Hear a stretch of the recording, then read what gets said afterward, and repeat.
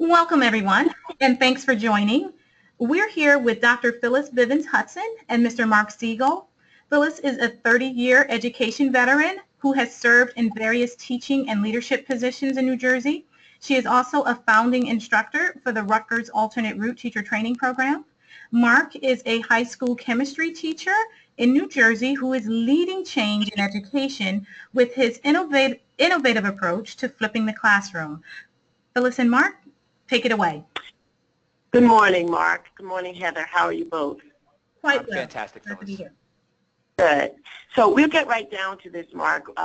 One of the interesting concepts that's just really going around now into many of the classrooms is this concept about the flipped classroom. So could you tell us just briefly, what does it mean to flip the classroom?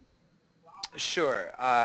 I've been flipping for about 7 years now, and typically when you hear the flipped classroom, what we're referring to is the idea that rather than a teacher stand in front of a classroom and lecture or do a teacher-centered lesson on a daily basis, the students are given some sort of assignment, some sort of work to do outside of the classroom so that they can build basic knowledge, and then that allows the teacher to engage the students in more meaningful discussions or projects or whatever it happens to be during the class time when they're face-to-face. And the question we always ask ourselves is, what's the best use of our face-to-face time with our students? And I've always found that standing in front of the room and giving basic notes is not good time, because that's not when the students have questions. They have questions when they go home and they work on the more difficult material. I want them doing the more difficult material when they're in front of me. Right. Okay, and that makes sense. So at the conference, candidates cited your 1 through 19 odd homework assignment strategy. Can you just kind of explain what that is and how it relates to flipping the classroom? Yes, and I apologize to all the math teachers out there who this particular example refers to, but I remember when I was in school that a typical math homework or a science homework would come from the back of a textbook, and it would be like page 292, 1 to 19 odd. And that worked really well when the only place that the questions ever existed was in a textbook. Now when you assign textbooks, typically they're online. Hundreds of schools are now making these textbooks available, and to give the kids 10 problems to do that repeats the same material over and over again in just different ways is not a good use of their time, and the students aren't finding it meaningful. And so what's happening is a lot of students are turning to alternative resources instead of doing the homework themselves. Cheating, collaboration, looking up online answers, whatever it's going to be, they're not using their time effectively doing that homework. So we need to make homework more meaningful for the kids, and just simply assigning problems from the back of the book is not doing it. And I'm really glad to hear that, and that makes a lot of sense. And hopefully when teachers hear this, they will subscribe to just what you've just said. So let's move to a different place now. So how has student proficiency levels changed since you've begun using this technique? Well, the thing that I always pride myself on is two aspects. Is number one, I really heavily focus my class on skills first. I try to give my students skills that they can use beyond my door, whether it be in another science class or whether it be in any other class or just in life. So really what I'm trying to do is give the kids the ability to find answers on their own and not rely on me to give them everything that they have going on in front of them. So when it comes to that, my students get much higher level thinking problems in class. It's not simple, answer this one question, multiple choice, true and false work. Very often in my low-level college prep chemistry class, I'm doing AP level work with these students who have never seen AP level problems before or are not in any level of honors math or anything, but they're doing the problems because I'm teaching them how to problem solve. I'm teaching them how to think and go through the steps of finding the problems. The rote basic steps are being done in podcasts that they're watching, and then I work with them showing them how to do more advanced work in class. So the number one thing is focus on the skills, and because of that, my students perform much better. The second thing is, as I was starting to say, was critical thinking. We do a lot of inquiry in my class. Instead of teaching them the material first and doing the lab second, my students do the lab first. So they have no knowledge of the material whatsoever, no understanding of the science behind what they're doing. And when they Mm-hmm. do that, they ask a lot of questions about why. They ask me the why questions. I don't ask them the why questions anymore. I never ask them, why did this happen? They ask me, why did it happen? And the thing about it is now I say, that's great. Hold on to that question and jump into this podcast. And that podcast will give you the explanation as to the why. Now come back and answer an extension question based on the knowledge you have and the lab you just did. So I see my scores typically doing much better than I have in the past when the kids were required to simply, memorize information and plug numbers into a formula. The idea that the kids can now process through a brand new, never before seen activity and do it without my help has been huge for them as the year goes on. Right. So that also has some other far-reaching results because we know that basically how you're setting them up, you're also saying to them that when you're not around, they will be more apt to do research in the future. And that research can be in whatever it is that they're doing academically. So that's a great thing. So I thank you for that. Yeah, And I'm one of sure the best I'm sorry. things that ever came out of my classes, I had a couple students who I had taught in a previous year use my class during lunchtime to do extra help and peer tutoring. And one of the students who I had never seen before, they had brought friends. One of the students I hadn't talked to before turned to one of my former students and said, how did you figure all this out? Our teacher doesn't teach it. And he goes, well, when I was in Mr. Siegel's class, he did a lot of things in podcasts, and because his podcasts were in YouTube, I found ways to search out other answers that I needed on YouTube. So whenever I get stuck in class on any material the teacher teaches, I just go onto YouTube and find other instructional videos, and that helps me build a better knowledge of what's going on. And so like that right there was like one of my proudest moments because I taught that kid how to problem solve, how to find the answer on his own. Right, and hence the researching skills. That's great. So you used the phrase every student every day during your presentation, and what exactly did you mean by that, and what is its relevance to your flipping approach to instruction? Well, the biggest problem that we have when we lecture is I do all the talking and the kids can hide. And I always say on the first day of school that if you're the type of student who likes to hide in the back behind the tall kid, this is not the class for you because my class is set up in pods, not rows, and I move around the room all block long. It's the number one thing that students say about me is that I never sit down.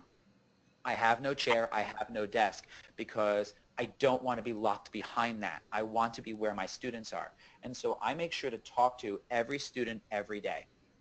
I'm redesigning That's every lesson, every activity so that it's the most meaningful use of our face-to-face time. I need to talk to the kids and find out what they're understanding or what they're not understanding about the material. So when we do quizzes, quizzes are one-question quizzes. I grade them and I give them immediate feedback. It comes right back onto them.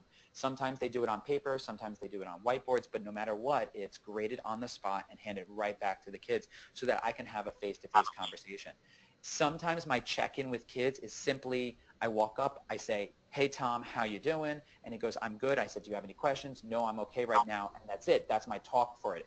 Some kids need me for 5 or 7 minutes because they have a lot of questions. So it allows me to put more time on the kids who need me the most and balance, but I always balance it with the kids who kind of are quiet and working off to the side as well. So I talk to every kid every day, and that's my philosophy on everything that I do.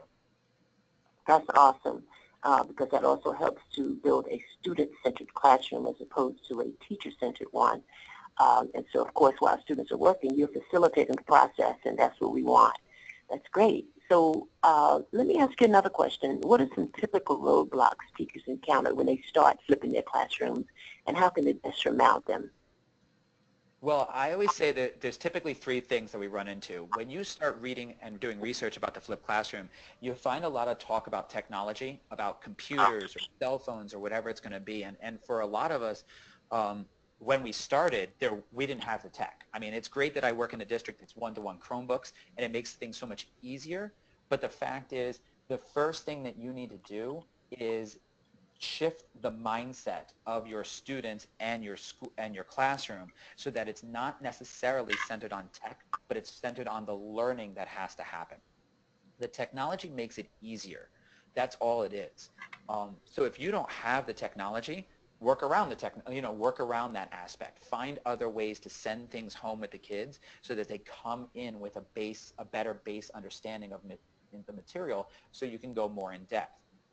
So don't look at the lack of technology as a negative, but start with the mindset. So the first thing I always do in the school year is I don't flip from day one.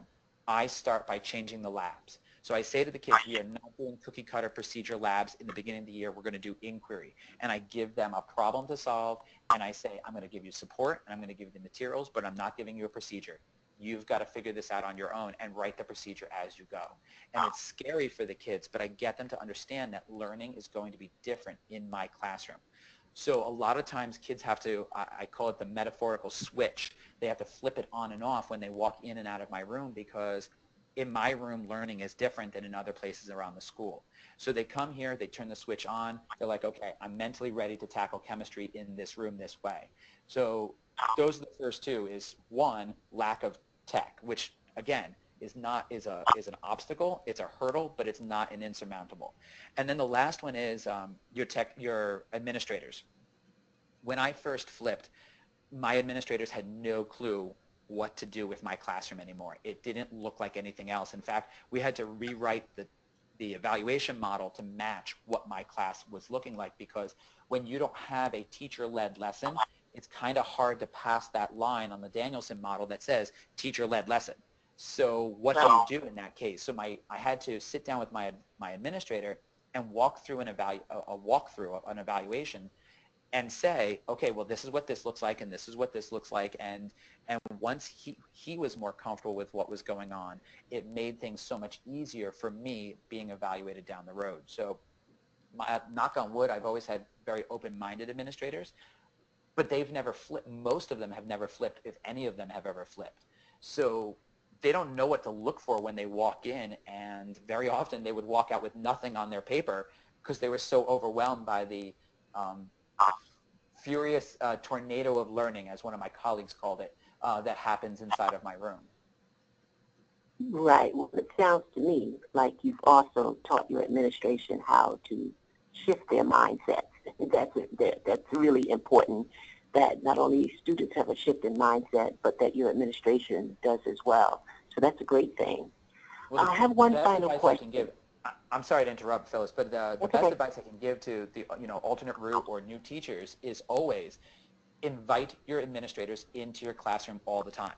If they see what's happening all the time in your room, that one time where it actually means something and it goes down on paper is so much easier for them, because they know the expectations. They know what the kids are going to be doing, and they know what to expect of you. So my administrators are invited in on a daily basis. Every time I do something new, anytime I do anything, they're getting an email from me going, hey, we're doing a lab. Hey, we're doing a project. Hey, we're doing an activity. So that this way that formal evaluation is smooth sailing for me. That's great. That's a great way to do that. Um, I could really appreciate having you say these kinds of things, because when we try to teach these things to new teachers in particular, they're very afraid to do this because of the vulnerability behind it. But I think if they begin to do it step by step, after a while, it will become like anything else. They get very comfortable with it. They know what they're doing, and they can see the results from it. Absolutely. So we have one final question for you, and that is, what are some resources teachers can consult to learn more about how to flip their classrooms? Well, the best resource that I've ever used is Twitter. If you jump on Twitter, and you can look for me, I'm at Dare2Chem, DARETOCHEM, and follow me, and then you can jump on to see what I'm posting or what other people I've tagged are posting. That's the best way to get started. You can also follow the hashtag #FlipClass, and that's another one where you'll see not only lots of resources, but you'll also see other teachers who are doing the flipped classroom, and then you can click on their accounts and see their posts. and all of those kinds of things. There's no question that Twitter is the #1 source for teachers to go to. Also, I mean, get out there and do research. Go to the Flip Classroom website, which I believe is flipclassroom.org, and I'm checking that now just to double check. But go out there and research and look at blog posts and, I mean, just scour the web. Too many teachers jump into this with just, oh, I read one article on Edutopia and I think I can do this. This is not that kind of thing. This is not an out-of-the-box curriculum that you can just follow this method and it will work. Every single classroom looks different in a flipped classroom.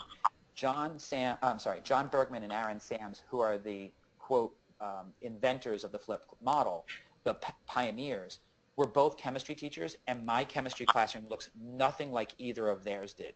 So the thing is, you make it your own, and that's where you go out there and you take a piece from Crystal Kirch, or you take a piece from Kate Baker, you take a piece from John and Aaron, and you bring those different elements to your room and make it your own. That's the best advice I can give you. But the place to get started also is if you type in flippedclassroom.org, that is another place that's doing lots of research and lots of connections to get yourself started in the research process. But reach out and ask questions of anyone who's trying this stuff and to see what has worked so that you don't duplicate our mistakes and you find your own way. This is all really great, and we thank you so much for this because this is very inspiring, and I'm really looking forward to some of our teachers following you on Twitter. Thank you very much, Phyllis and Mark, for such an important conversation. I'm sure that any teacher who's considering flipping their classroom will find this podcast helpful to their efforts. So thank you both again, and have a wonderful day. Thank you very much, ladies. Bye-bye.